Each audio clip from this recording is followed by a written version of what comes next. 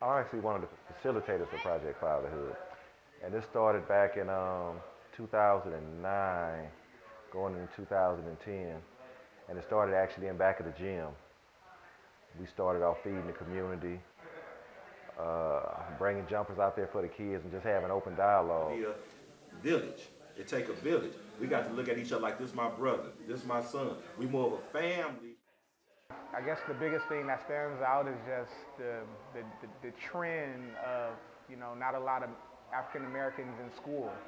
Obviously in the community it's decreased as well, but I mean in school they start ninth grade, but they don't finish.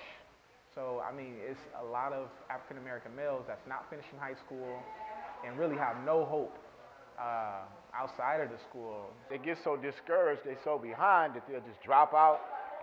Like another program or a community center set up where they can catch up on their grades, or if they got suspended, they won't fall behind, they can go there. Bring male of color together. That itself is a huge accomplishment. And the fact that we can come together on something positive and have an agenda. And the agenda is about the youth. We talk about relationships, baby mama drama, kids, mischievous kids, fathers, because they into it with their wife, significant other, won't let them see their kids, kids just popping up out of the woodworks. Just whatever the topic. I mean, we jump around, no in particular one, but everything we do deal with has to do with the family and keeping the family together. Most of the ones in there, they done been through something or something like that.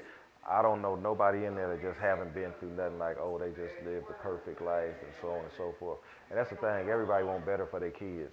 Don't nobody want their kids to go through none of this right here. Over at Jordan High School, when I first came, my first year coach last year, average GPA for all the athletes was like 2.2.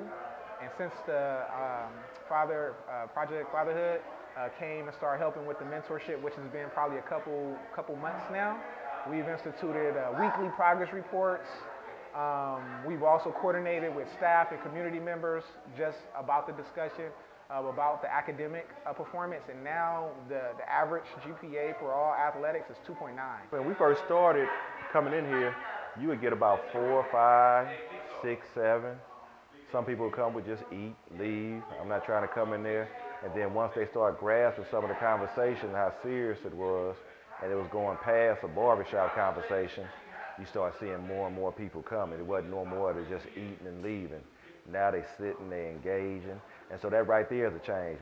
Greatest hope is if we come up with a situation where it's sustainable, that when we start a program, that we come up with an implementation and a sustainability approach that it stays, because a lot of things in our community come and go. Above are just a few meanings of peace. I say to one and all that peace is a state of mind, a luxury that far too many are unable to take part in. It is a fact that there are human beings born into conflict all over the world.